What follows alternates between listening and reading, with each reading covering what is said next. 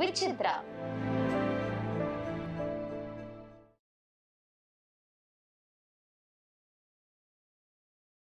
எப்படி வந்து முதல் பட வாய்ப்பு?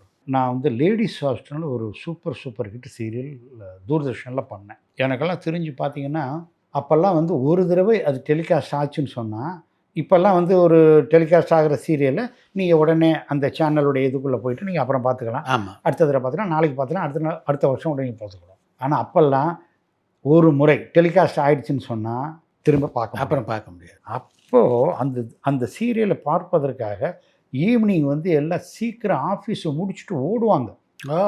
அது டெலிகாஸ்ட் ஆகிட்டு இருக்க நேரம் வந்து விஜிபியில் வந்து ஒரு வேறு எதுக்காக என்ன அது லொக்கேஷனை பார்த்து எதுக்கோ போயிருக்கோம். அங்கே வந்து ஒரு மினிஸ்டர் ஃபேமிலியிலேருந்து எல்லோரும் வந்திருக்காங்க.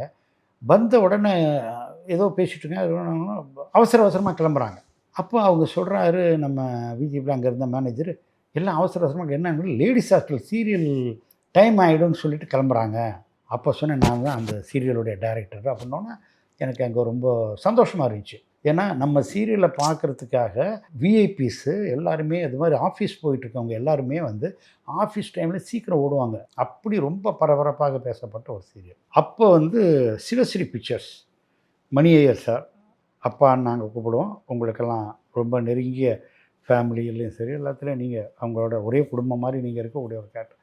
அங்கே நீங்கள் பல முறை உங்களை நான் பார்த்துருக்கேன் அங்கே. அப்போ சீனு சார் பெரிய பையன், சிவி இவர் கிளாஸ்மேட், இவர் கிளாஸ்மேட்டு, எங்கள் செட்டு தான். அவர் வந்து கேமரா பண்ணார்.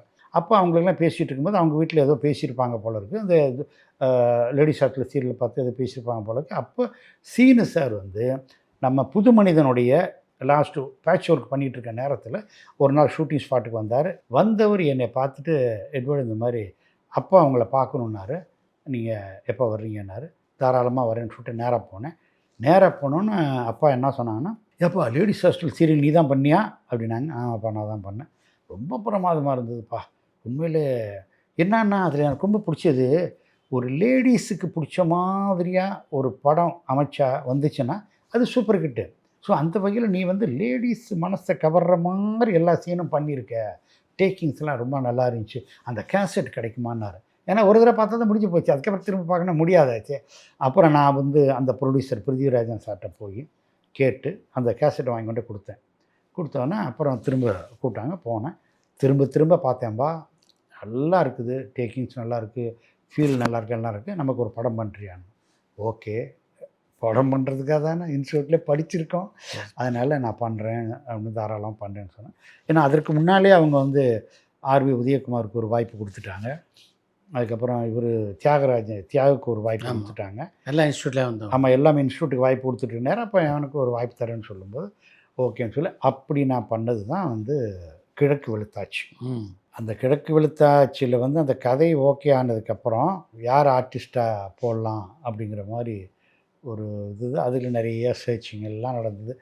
எல்லாரையும் பார்த்தோம் பேசணும்.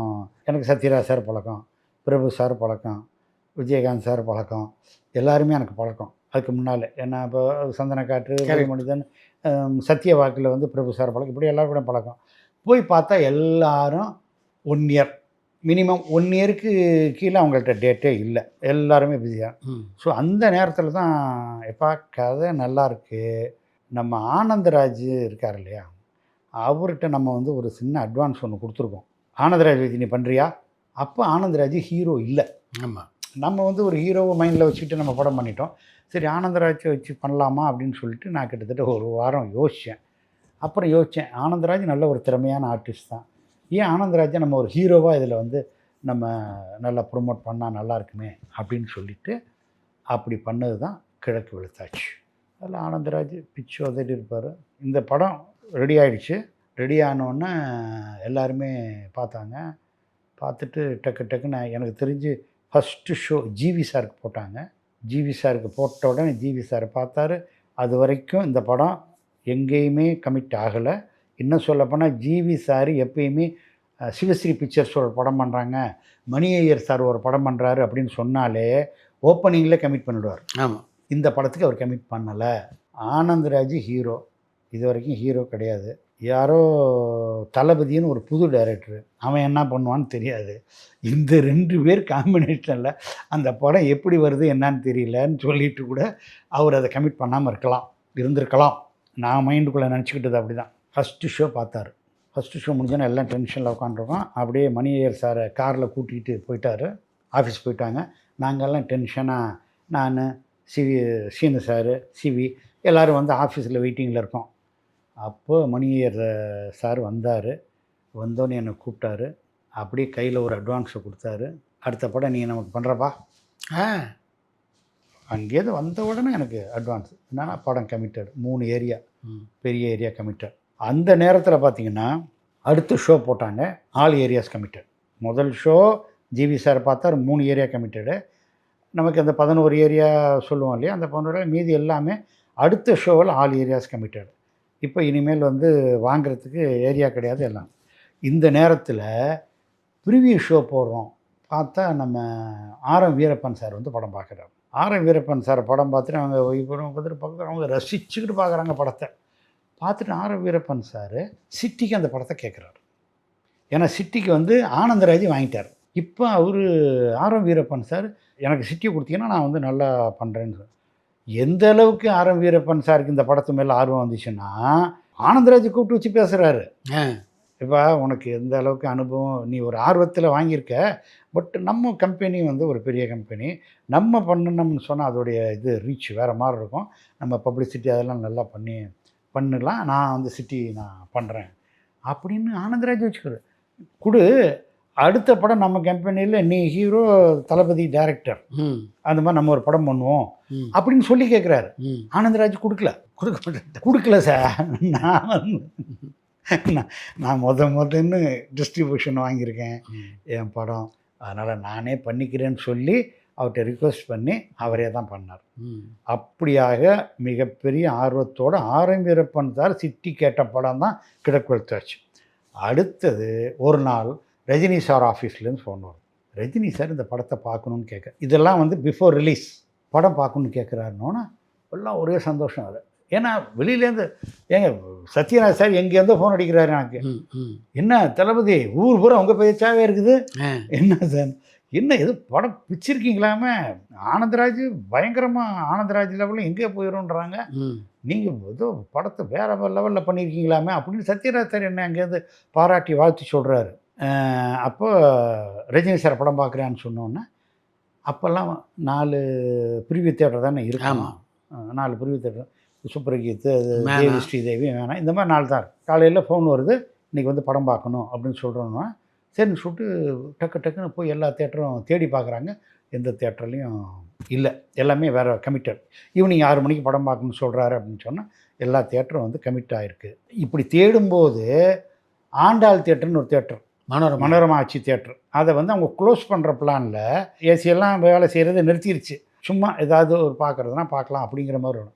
அப்போ சொன்னோம் சார் இந்த மாதிரி எல்லா தேட்டருமே கமிட்டடு எல்லாமே இது இருக்குது, அதனால் நீங்கள் வேறு நாளில் பார்க்கணும்னா, பட் ஒரே ஒரு தேட்டர் இருக்குது, அது வந்து இந்த ஆண்டாள் தேட்டர், நான் ஏசி தேட்டர், நீங்கள் எப்படி பார்க்கணும் அப்படின்னு அவங்க ஆஃபீஸில் சொன்னோன்னே திரும்ப அங்கேருந்து ஃபோன் வருது. அது ஏசி இருந்தாலும் சரி இல்லைனாலும் சரி படம் தான் பார்க்க போகிறோம் அப்படின்னு சொல்லிட்டு அவர் நான் ஏசி தேட்டரில் போடுங்கன்ட்டார் அப்படின்னு சொல்லிட்டு உடனே நாங்கள் பொட்டியை தூக்கிட்டு போய் ஆண்டாள் தேட்டரில் படம் பார்க்க ரஜினி சார் பார்த்தாரு. பார்த்துட்டு கட்டி பிடிச்சிட்டு பாராட்டினார். அப்போ தான் சொன்னார் ஏன் அவர் படம் பார்க்க வந்தேங்கிறதுக்கு சொன்னார்.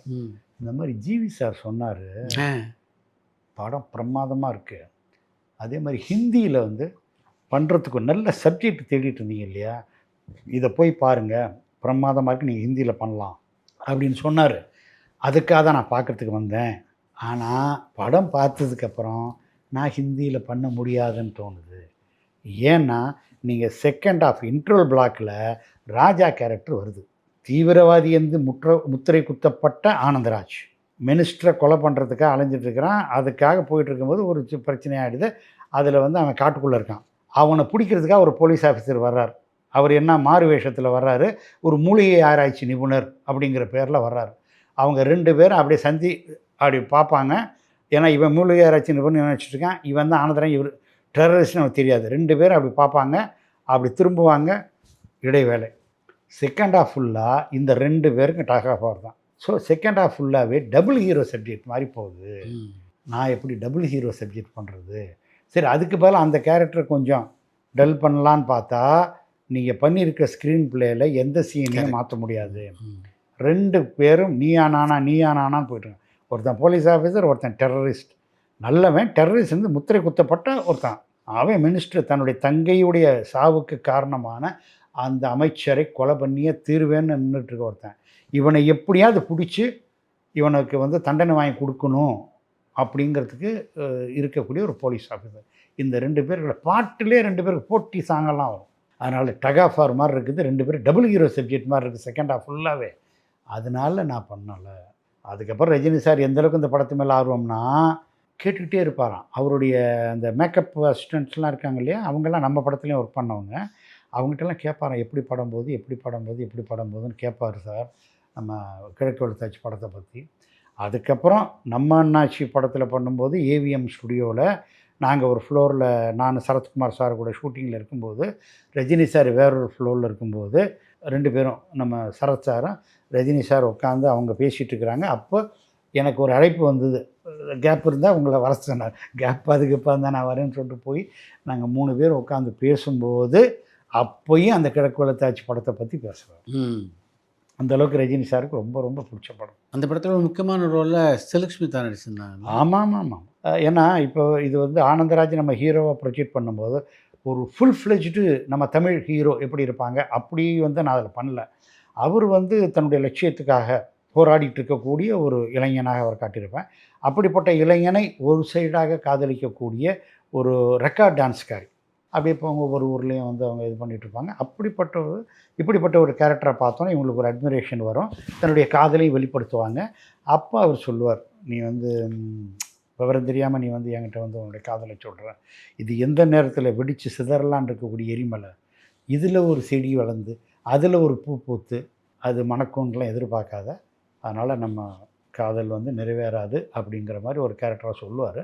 அப்படிப்பட்ட ஒரு கேரக்டர் ஒரு சிச்சுவேஷனில் வந்து ஆனந்தராஜை உயிரை காப்பாற்றுற மாதிரி ஒரு கேரக்டர் அவங்களுக்கு இருக்கும்.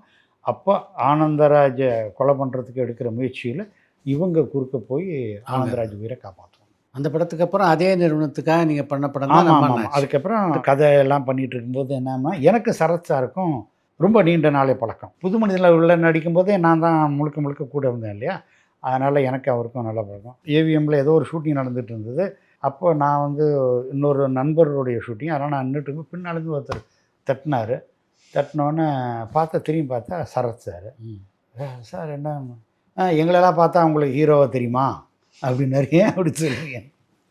இல்லை, உங்களுக்கு வந்து ஆனந்தராஜ் தானே ஹீரோ, எங்களெல்லாம் உங்களுக்கு கண்டு தெரில. அந்த நேரத்தில் இருந்த சுச்சுவேஷன் அப்போ நான் ஏன்னா நம்ம தான் இவ்வளோ நாள் பழகிட்டு இருக்கோம் அப்படின்னு அந்த மாதிரி அவராக அன்னைக்கு வந்து ஒரு வார்த்தை கேட்டார். அப்படிங்கும்போது ஒன்றும் பிரச்சனை இல்லை, விடுங்க, அடுத்த படத்தில் நீங்கள் தான் பண்ணுறீங்கன்னு சொல்லிட்டு அப்புறம் சிவஸ்ரீ பிக்சர்ஸில் அந்த கதையை சொல்லி இது பண்ணும்போது அப்போ தான் நான் வந்து அவங்ககிட்ட சொன்னேன், சரத் சார் பண்ணால் நல்லாயிருக்கும். அப்படிங்கும்போது அவங்க வந்து கொஞ்சம் அவருக்கு முன்னால் ஏதோ அவங்க பண்ண ஒரு படத்தில் ஒரு சின்ன ஒரு நெருடல் அங்கே இருந்தது. சரத்குமாருக்கு அவங்களுக்கு. ஆமாம், ஒரு சின்ன நெருடல் அப்படிங்கிற மாதிரி இருந்தது. அதெல்லாம் விடுங்க, எல்லாம் நான் பார்த்துக்கிறேன்னு சொல்லிவிட்டு நான் போய் பேசி எல்லாம் பண்ணி அவங்களுக்குள்ள திரும்ப ஒரு நல்ல ஒரு நட்பை உருவாக்கி பண்ணது தான் நம்ம அண்ணாச்சி. இப்போ கணவன் மனைவியாக இருக்கிற ராதிகாவும் சரத்குமார் தான் அந்த படத்தில் ஜோடியாக. ஆமாம். இன்றைக்கி அவங்க வீட்டில் வந்து ஒரு படம் ஃபுல் ஃப்ளெஜ்டு, அதாவது ஒரு லைஃப் சைஸ் படம் ஒன்று இருக்கும். அந்த நேரத்தில் அவங்களுக்கு வந்து மேக்ஸிமம் வந்து அவங்க அதிகமாக பேசிக்கிட்டது பழகிட்டது கிடையாது. அப்படியா? ஆமாம். சரத் சாருக்கு வந்து ராதிகா, ஹீரா, ரூபினி 3 ஹீரோயின்.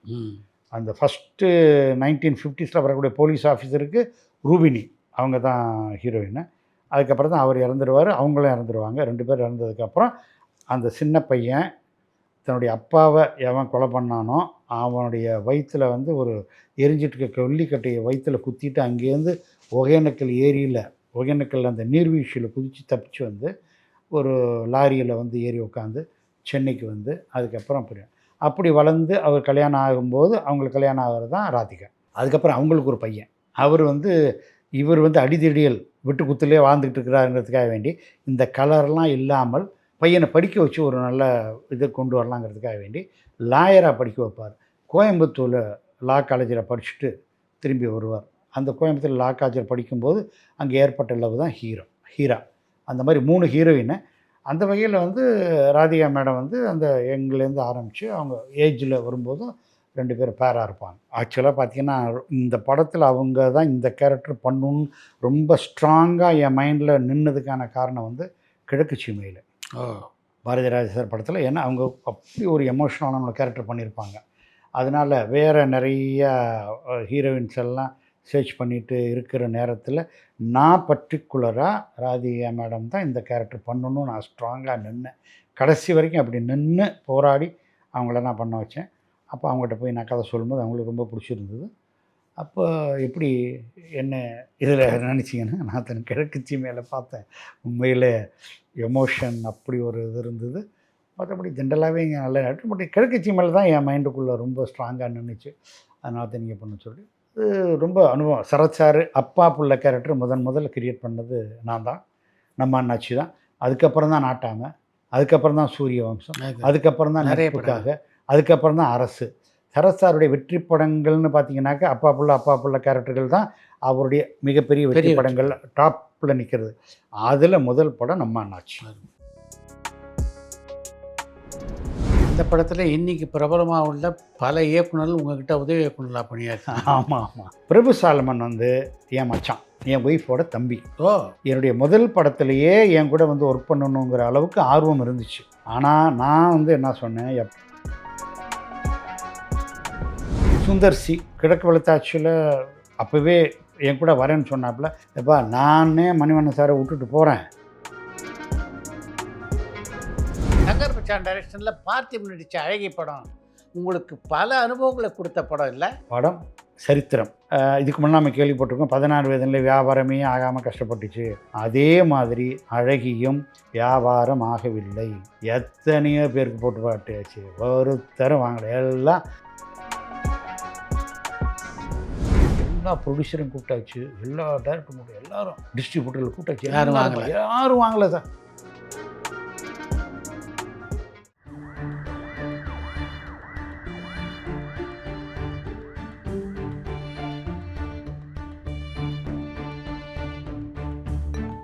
பரபரப்பான சினிமா செய்திகள், நட்சத்திரங்களின் பேட்டிகள், சினிமா வரலாறு ஆகியவற்றை பார்க்கவும் படிக்கவும் உங்களுக்கான இணையதளம் touringtalkies.co.